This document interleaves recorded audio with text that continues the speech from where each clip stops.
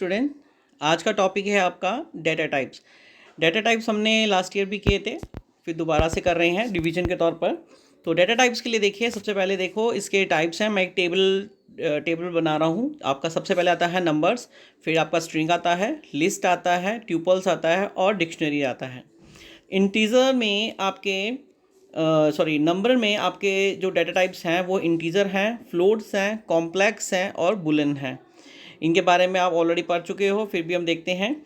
यहाँ पर पाइथन में कहते हैं साइंड ऑपरेटर का भी यूज़ किया जाता है, बोथ वैल्यू सपोर्ट, कि यहाँ पर जो है प्लस और माइनस दोनों तरह की वैल्यू को वो सपोर्ट कर लेता है। सी और सी प्लस प्लस जो है वहाँ पर अनसाइंड का यूज़ किया जाता था, जहाँ पर सिर्फ पॉजिटिव वैल्यू का ही यूज़ किया जाता था।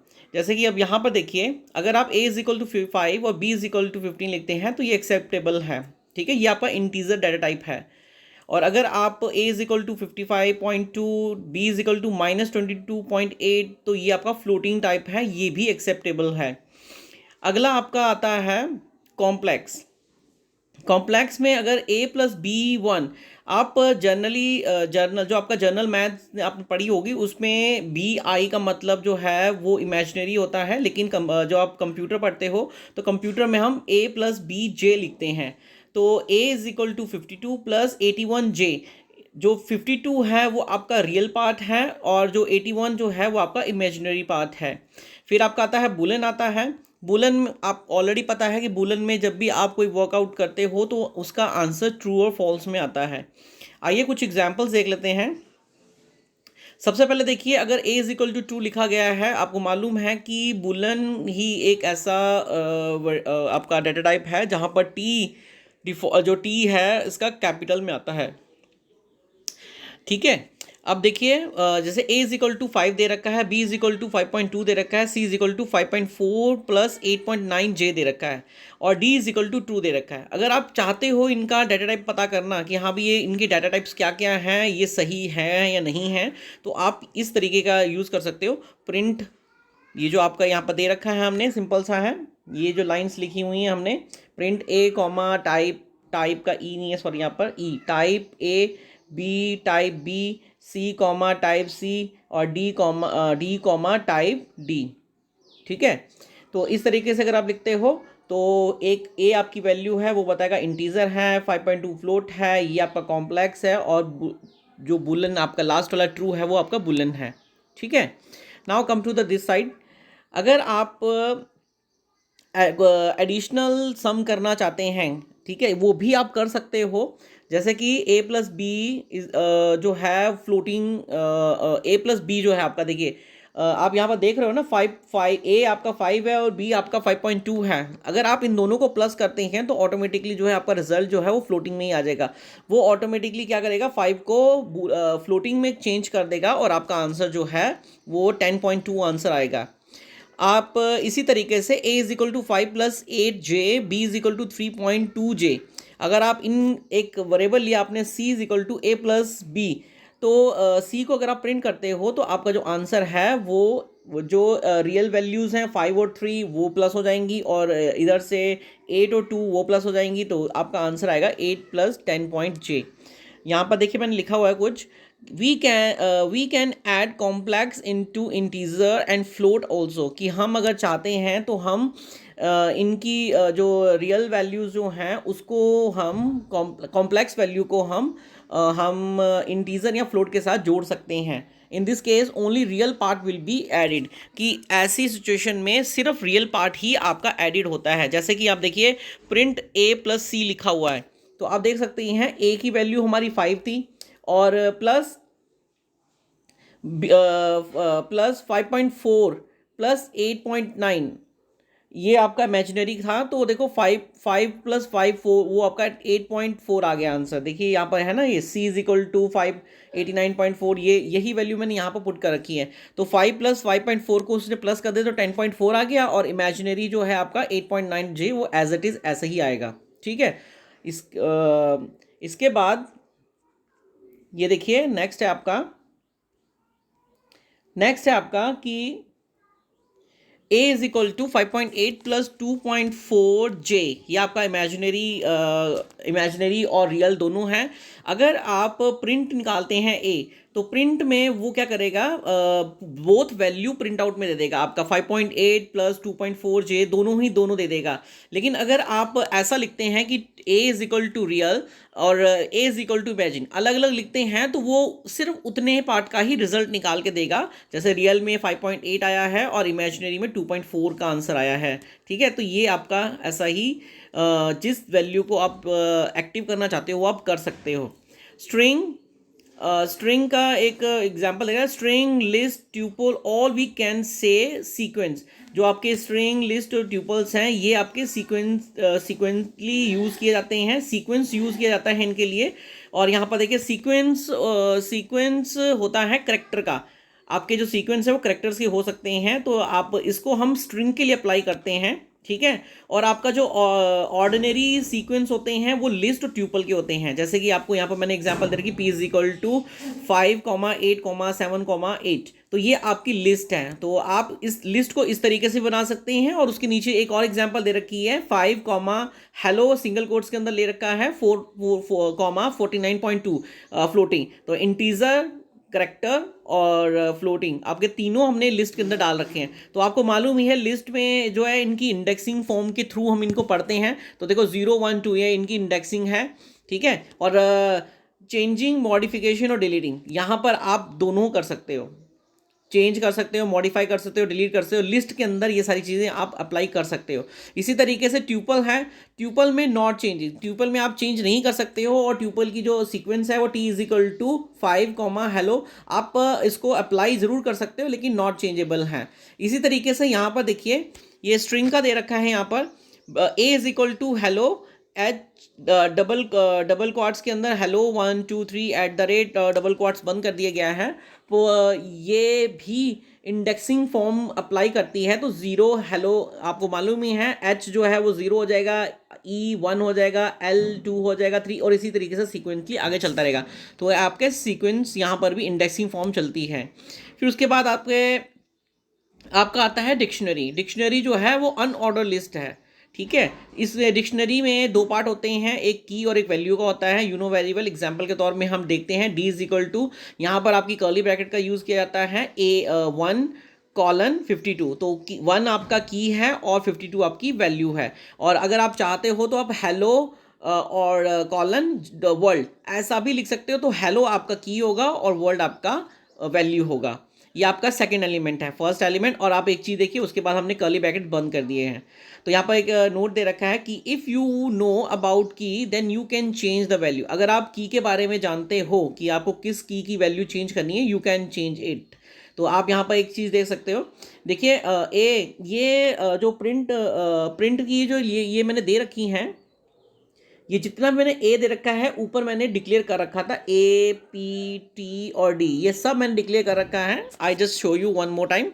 देखिए ये आपका D यहाँ पर डिक्लेयर हो रखा है, यहाँ पर T डिक्लेयर हो रखा है, यहाँ पर P डिक्लेयर हो रखा है और यहाँ पर आपका A डिक्लेयर हो रखा है। तो यही चीज़ मैंने यहाँ पर किया है, A, type A, B, type P, और इसी तरीके से नीचे भी लिखा हुआ है। तो इसका देखिए पहला आपका स्ट्रिंग हो गया, दूसरा आपका लिस्ट हो गया, तीसरा आपका ट्यूपल हो गया और लास्ट डी वाला आपका डिक्शनरी हो गया। तो इस तरीके से वो आपको बता भी देगा कि कौन क्या है। ठीक है, आगे है आपका म्यूटेबल और इम्यूटेबल टाइप। आपको मालूम होना चाहिए कि म्यूटेबल और इम्यूटेबल हमने लास्ट ईयर भी पढ़ा था। तो म्यूटेबल कौन से होते हैं, इम्यूटेबल कौन से होते हैं। तो म्यूटेबल में लिस्ट और डिक्शनरी आती हैं क्योंकि ये चेंजेबल हैं। ठीक है ना, और immutable integer, float, string, complex, Boolean, ये सारे इम्यूटेबल हैं। यहाँ पर इम्यूटेबल के लिखा है we can change the memory address and mutable type, कि आप मेमोरी एड्रेस भी चेंज कर सकते हो, म्यूटेबल टाइप भी चेंज कर सकते हो। तो आईडी आपको मालूम है, आईडी का यूज़ एक फंक्शन है जिसका यूज़ हम एड्रेस को जानने के लिए करते हैं। एग्जाम्पल दे रखी है यहाँ पर, आप ये देखिए, अगर आप a इज इक्वल टू 5 और print a, ID bracket a और उसको क्लोज कर देते हो, तो यहाँ पर आप एक चीज़ देखिए, अगर हम फर्स्ट एग्जांपल के तौर पर चलते हैं कि A5 है प्रिंट, ये हमने प्रिंट दे दिया, तो आपको मालूम है आईडी से आप आईडी एक फंक्शन है जिससे आप मेमोरी लोकेशन कर सकते हो। देखिए यहाँ पर मैंने एग्जांपल दी है, इसका आंसर जो आया वो आया 5 और 150।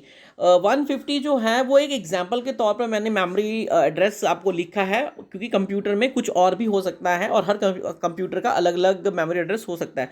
तो ये आपकी वैल्यू उसने 5 स्टोर कर रखी है और किस लोकेशन में कर रखी है, 150 में कर रखी है।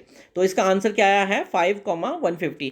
और अगर हम यहाँ पर a = a+2 लिखते हैं तो प्रिंट a, अगर हम दोबारा से इस तरीके से लिखते हैं तो देखिए आंसर तो 7 हो गया, लेकिन लोकेशन भी उसकी चेंज होगी। क्यों? क्योंकि देखिए वो ए जो है उसके लिए 7 एक नई वैल्यू है और नई वैल्यू के लिए उसने नई लोकेशन को फाइंड करना ही है। तो मान लो नई लोकेशन जो है वो 200 है, तो इस तरीके से उसने सेम लोकेशन में नहीं चेंजेस किया, उसने डिफरेंट लोकेशन में नया वेरिएबल क्रिएट करके और नया उसमें डाल दिया। तो float, string, complex, Boolean, same this method will be apply, कि इन सब में अगर आप इस तरीके से कुछ करते हो तो आप ये चेंजेस जो हैं उनकी मेमोरी लोकेशन, जो नया अगर वेरिएबल क्रिएट होगा तो मेमोरी लोकेशन में मेमोरी लोकेशन जो है उनकी ये मानी जाएगी। ठीक है, now come to the next आपका देखिए, नाउ नेक्स्ट देखिए, अगर हम म्यूटेबल टाइप, ये जो हमने अभी एग्जांपल दी थी वो इम्यूटेबल टाइप की थी, तो अब म्यूटेबल टाइप की एग्जांपल आप देख रहे हैं। तो देखिए हमने एक लिस्ट तैयार की है, लिस्ट हमने यहाँ पर तैयार की b = 1 4 8 16, ये लिस्ट है आपकी, और आपने इसको b और id को प्रिंट करके दे दिया है। ठीक है, तो इसका जो प्रिंट आया आपका कुछ इस तरीके से है, और इसकी 500 लोकेशन जो है वो एक टेम्पररी एग्जाम्पल के तौर पर लिया हुआ है, और आपको b की जो लोकेशन है वो कुछ इस तरीके से दिखाई देगी कि हाँ भाई ये 500 लोकेशन है, मेमोरी लोकेशन है, जिसमें 1, 4, 8, 16 आ रहा है। नाउ अगर हम b1 = 14 करते हैं, ओके, सो अगर हम b = 14 करते हैं तो आपको मालूम ही है कि लिस्ट फॉर्म होती है, तो लिस्ट फॉर्म के हिसाब से यू नो वेरी वेल, ये आपका 0 है, ये आपका 1 है, तो अब 1 की प्लेसमेंट में अब क्या हो गया, 14 हो गया। अगर हम इसका प्रिंट आउट निकालते हैं कि b = idb, तो आप ये देखेंगे कि उसने क्या किया है, सेम मेमोरी लोकेशन का यूज़ किया है और सिर्फ वैल्यू को उसने चेंज कर दिया है, लोकेशन वही रहेगी उसकी, लेकिन उसने उसकी वैल्यू चेंज कर दी है। तो ये आपका म्यूटेबल टाइप है। ठीक है, ओके।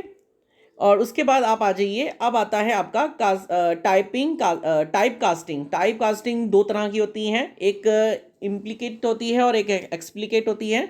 इम्प्लीकेट में बाय डिफ़ॉल्ट जो है कंपाइलर और इंटरप्रिएटर जो है, कोई भी वैल्यू अगर एक्सचेंज होती है तो कंपाइलर और इंटरप्रिएटर वो खुद कर लेते हैं, लेकिन कई जगह पर यूज़र जो हैं या प्रोग्रामर हैं वो खुद से डाटा टाइप्स चेंज करते हैं। तो किस तरीके से कर सकते हैं, सबसे पहले हम इम्प्लिसिट का देखते हैं। देखिए यहाँ पर 2 = 5, b = 2.7, c = a+b अगर दे रखा है और हमने प्रिंट c कर रखा है तो 7.7 आंसर आएगा। क्यों आया? क्योंकि कंपाइलर ने a को ऑटोमेटिकली फ्लोटिंग में जोड़ दिया, मतलब उसका डाटा टाइप ऑटोमेटिकली चेंज कर दिया और ऑटोमेटिकली चेंज किया, और रिजल्ट में 2 के साथ उसने 7 को प्लस कर 2 के साथ 5 को प्लस किया तो 7.7 आंसर निकाला। अगर आप इसका डाटा टाइप देखोगे तो आप यहाँ पर देखोगे कि type A, type B, type C, अगर आप इस तरीके से इसको कॉल करवाते हो तो देखो ए आपका इंटीजर था, बी आपका फ्लोट था और सी भी फ्लोट हो गया। तो इस तरीके से आपको पता लगता है कि आप कंपाइलर जो है वो ऑटोमेटिकली अपने हिसाब से ही एडजस्टमेंट करके रिजल्ट को उस तरीके से डाल देगा जिस तरीके से उसको निकलना चाहिए। अब आप आइए यहाँ पर एक्सप्लिसिट में आओ। देखिए इसमें यूज़र या प्रोग्रामर के थ्रू होता है, तो इंटीजर टाइप, स्ट्रिंग, फ्लोटिंग, इनका कर सकते हो आप। अगर आप a = 5 दे रहे हो और b = डबल क्वाट्स के अंदर आपने 14 लिखा हुआ है और प्रिंट a+b किया है तो यहाँ पर एरर आ जाएगी, क्योंकि जो आपका b जो है वो आपका करैक्टर फॉर्मेट में है, और करैक्टर फॉर्मेट में अगर होने के बाद वो उसके साथ उसको प्लस करेगा ही नहीं। तो अगर आप इसको 5, a = 5, b = 14 और c = इंटीजर b करते हैं, एक हमने वेरिएबल लिया c नाम का जिसमें हमने क्या किया, b को डाटा टाइप चेंज कर दिया अब इसको अगर हम प्रिंट करते हैं a+b तो आपका आंसर 19 आएगा। तो मतलब ये कहने का मतलब है कि यूज़र अगर चाहता है तो वो किसी भी इंटीजर जो हमने उसको स्ट्रिंग बना रखा है उसको वो चेंज कर सकता है, उसका डाटा टाइप चेंज करके हम उसको अपने प्रोग्राम में यूज़ कर सकते हैं।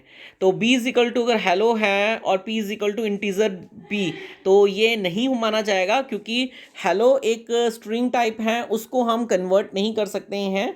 तो यहाँ पर ये गलत है, इट्स नॉट चेंज। लेकिन अगर आपने b इज इक्वल टू 18 लिखा है और p is equal to integer b लिखा है तो आप डबल क्वाट्स के अंदर, आपको मालूम ही है कि किसी भी स्ट्रिंग को कॉल करवाना होता है तो हम डबल क्वाट्स के अंदर लिखते हैं। तो यहाँ पर वो 18 को वो इंटीजर में शिफ्ट कर सकता है। तो that's all about your chapter, इतना ही है हाँ आपके चैप्टर में। अगर आपको कोई भी प्रॉब्लम आती है तो आप मैंने पहले भी बताया है, आप मुझे फ़ोन कॉल कर सकते हो, ठीक है। तो आज का टॉपिक फिनिश होता है, मिलते हैं अगले टॉपिक में।